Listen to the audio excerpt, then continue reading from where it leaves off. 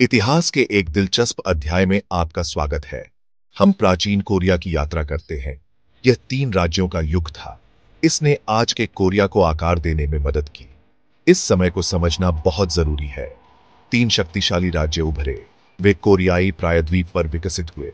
उनके नाम थे गोगुर्यो, बैकजे और सिल्ला। हर राज्य की अपनी कहानी थी। वे अक्सर एक दूसरे से प्रतिस्पर्धा करते थे। कभी कभी वे भयंकर युद्ध भी लड़ते थे, लेकिन वे विचारों और व्यापारिक वस्तुओं का आदान प्रदान भी करते थे। उनकी बातचीत ने एक समृद्ध इतिहास बनाया। यह काल कई शताब्दियों तक चला।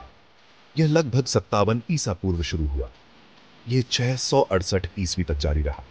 यह 700 साल से ज्यादा है। यह विकास का युग था। नए विचार पूरे देश में फैले। कला और संस्कृति फली हुई।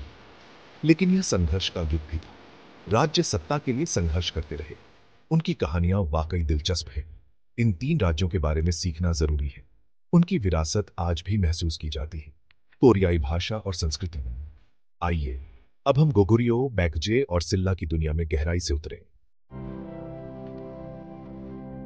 गोगुर्यो महान राज्यों में से पहला था। परंपरा कहती है कि इसकी स्थापना एक महान धनुर्धर जुमोंग ने की थी। राज्य कोरियाई प्रायद्वीप और मंचूरिया के उत्तरी भाग में शुरू हुआ। इस ऊबड़ खाबड़ पहाड़ी भूमि ने उनकी योद्धा भावना को आकार दिया। गोगुर्यो जल्दी ही एक योद्धा राज्य बन गए। इसकी सेना बहुत शक्तिशाली थी। इसके सैनिक बहादुर और अनुशासित थे। उन्होंने कई महत्वपूर्ण लड़ाइयां लड़ी। उन्होंने गोगुर्यो की भूमि का बहुत विस्तार किया। उनका क्षेत्र विशाल हो गया, जो मंचूरिया और आधुनिक चीन के कुछ हिस्सों में फैला हुआ था। गोगुर्यो एक दुर्जय शक्ति था, अपने पड़ोसियों द्वारा सम्मानित और भयभीत। गोगुर्यो की संस्कृति जीवंत थी। प्राचीन मकबरे के भित्तिचित्र, दैनिक जीवन, शिकार दलों और कवच में मजबूत योद्धाओं के दृश्य दिखाते हैं। हम नर्तक और संगीतकार भी देखते हैं। यह कला हमें उनके रीति रिवाजों और विश्वासों के बारे में बहुत कुछ बताती है। गोगुर्यो ताकत और लचीलेपन को महत्व देता था। इसके लोगों ने कठोर, ठंडी सर्दियों और कई शक्तिशाली दुश्मनों का सामना किया। फिर भी गोगुर्यो साम्राज्य फला फूला। यह 700 साल से ज्यादा समय तक चला। यह उनकी स्थायी भावना को दर्शाता है। उनकी विरासत सैन्य शक्ति की है, लेकिन समृद्ध कलात्मक अभिव्यक्ति की भी। गोगुर्यो ने कोरियाई इतिहास और पहचान पर गहरी छाप छोड़ी। उनकी उपलब्धियां बहुत थीं। उनका प्रभाव गहरा था। बैकजे एक और महत्वपूर्ण राज्य था। यह कोरियाई प्रायद्वीप के दक्षिण पश्चिमी भाग में उभरा। किंवदंती कहती है कि इसकी स्थापना गोगुर्यो के संस्थापक के 2 बेटों ने की थी। बैकजे की भूमि उपजाऊ और समृद्ध थी। खेती के लिए बहुत अच्छी थी। कृषि ने राज्य को समृद्ध बनाने में मदद की। बैकजे अपनी सौम्य संस्कृति और उल्लेखनीय कलात्मक उपलब्धियों के लिए जाना जाने लगा। बैकजे अपनी भव्यता और परिष्कृत सांस्कृतिक रुचि के लिए प्रसिद्ध था। इसकी कला सुंदर और परिष्कृत होने के लिए जानी जाती थी। बैकजे मिट्टी के बर्तन उत्तम थे। उनके वास्तु कौशल उन्नत थे। उन्होंने सुंदर महल और मंदिर बनाए। बैकजे के लोग सीखना पसंद करते थे और शांतिपूर्ण गतिविधियों को महत्व देते थे। उनकी संस्कृति अत्यधिक विकसित थी और कई अन्य लोगों द्वारा इसकी प्रशंसा की जाती थी। बैकजे ने समुद्र के द्वारा मजबूत संबंध विकसित किए। यह सक्रिय रूप से चीन के साथ व्यापार करता था और जापान के साथ घनिष्ठ संबंध रखता था। बैकजे ने महाद्वीपीय संस्कृति को जापान तक पहुंचाने में महत्वपूर्ण भूमिका निभाई। इसने विद्वानों, भिक्षुओं और कारीगरों को भेजा, जो लेखन, बौद्ध धर्म और शिल्प लाए। इसका जापान पर बहुत बड़ा प्रभाव पड़ा, जिसने प्रारंभिक जापानी सभ्यता को आकार दिया। बैकजे एक सांस्कृतिक सेतु था। बैकजे के कारीगर असाधारण रूप से कुशल थे। उन्होंने आश्चर्यजनक सोने के मुकुट और शांत बौद्ध मूर्तियां बनाई। उनकी धातु की कारीगरी विशेष रूप से प्रसिद्ध थी।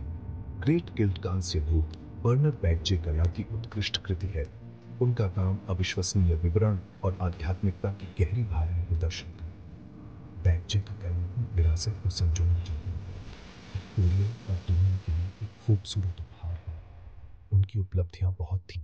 उनका प्रभाव गहरा था। सिल्ला कोरियाई प्रायद्वीप के दक्षिण पूर्व में स्थित था। यह एक मजबूत राज्य के रूप में विकसित होने वाला तीनों में से आखिरी था। शुरुआत में सिल्ला शायद गोगुर्यो और बैकजे की तुलना में कमजोर था। इसके पड़ोसी बहुत शक्तिशाली थे, लेकिन सिल्ला धैर्यवान और चतुर था। इसने अपनी ताकत धीरे धीरे लेकिन लगातार बढ़ाई, चमकने के अपने पल का इंतजार किया। सिल्ला के समाज की एक अनोखी संरचना थी। अस्थि रैंक प्रणाली केंद्रीय थी। इस प्रणाली ने व्यक्ति की सामाजिक स्थिति और सरकार में उसकी भूमिका तय की। सिल्ला में हवारंग भी थे, युवा पुरुषों के कुलीन समूह, जिन्हें योद्धाओं, विद्वानों और नेताओं के रूप में प्रशिक्षित किया जाता था। सिल्ला ने अंततः तांग चीन के साथ एक स्मार्ट गठबंधन किया। साथ मिलकर उन्होंने 660 ईस्वी में बैकजे और 668 ईस्वी में गोगुरियो पर विजय प्राप्त की। सिल्ला ने अधिकांश प्रायद्वीप को एकीकृत कर दिया था, जिसने कोरिया के लिए एक नए युग की शुरुआत की। एकीकरण के बाद सिल्ला ने स्वर्ण युग में प्रवेश किया। इस दौरान बौद्ध धर्म का बहुत विकास हुआ। बुलगुप्सा मंदिर और सोकगुरम ग्रोटो जैसे शानदार मंदिरों का निर्माण किया गया। इस काल ने कोरिया के लिए एक समृद्ध सांस्कृतिक और धार्मिक विरासत छोड़ी। तीन राज्यों ने अपने बड़े पड़ोसी चीन से बहुत सी बातें सीखी। चीन की एक उन्नत सभ्यता थी। राज्यों ने चीनी लेखन प्रणाली को अपनाया। इससे रिकॉर्ड कीपिंग और साहित्य की अनुमति मिली। कन्फ्यूशियस के विचार भी चीन से आए, जिन्होंने कोरिया में सरकार और सामाजिक नैतिकता को आकार दिया। बौद्ध धर्म एक प्रमुख सांस्कृतिक आयात था, जो चौथी शताब्दी ईस्वी के आसपास चीन से कोरिया पहुंचा। बौद्ध धर्म तीनों राज्यों में फैल गया। राजा अक्सर बौद्ध धर्म के संरक्षक बन जाते थे, भिक्षुओं और मंदिर निर्माण का समर्थन करते थे। इसने लोगों को नई आध्यात्मिक मान्यताएं और आराम की भावना प्रदान की। बौद्ध धर्म ने अद्भुत कला और वास्तुकला को प्रेरित किया। खूबसूरत मंदिरों ने परिदृश्य को बिंदीदार बना दिया। कुशल कारीगरों ने जटिल मूर्तियों को तराशा। भिक्षुओं ने विस्तृत धार्मिक चित्रों को चित्रित किया।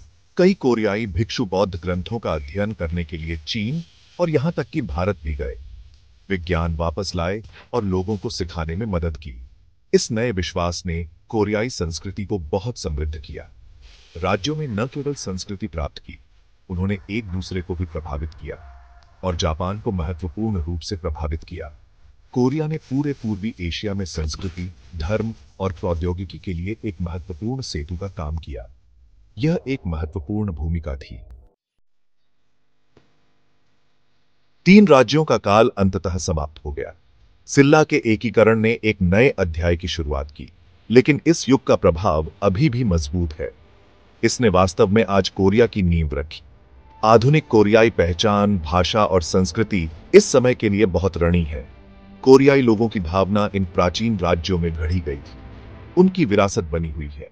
कोरिया के लंबे और जटिल इतिहास और समृद्ध परंपराओं को समझने के लिए इस अवधि का अध्ययन करना महत्वपूर्ण है। तीन राज्यों की अवधि हमें इन चीजों की जड़ें दिखाती है। यह दुनिया भर के इतिहासकारों और छात्रों के लिए अध्ययन का एक आकर्षक क्षेत्र है। यह प्रारंभिक कोरिया की गतिशीलता और विश्व इतिहास में इसके स्थान को प्रकट करता है। भारत में यूपीएससी उम्मीदवारों के लिए इस युग की प्रासंगिकता है। उदाहरण के लिए, बौद्ध धर्म भारत और कोरिया को जोड़ता है। इन ऐतिहासिक संबंधों को समझना कूटनीति और अंतर्राष्ट्रीय संबंधों के लिए मूल्यवान है। गोगुरियो, बैकजे और सिल्ला जीवन जटिल सभ्यताएं थीं। उनकी कहानियां हमें लचीलापन, नवाचार और विश्वास, कला, संस्कृति और शासन के बारे में बहुमूल्य सबक सिखाती। यह वास्तव में एक महत्वपूर्ण समय था, न केवल कोरिया के लिए बल्कि पूरे पूर्वी एशिया और विश्व इतिहास के लिए।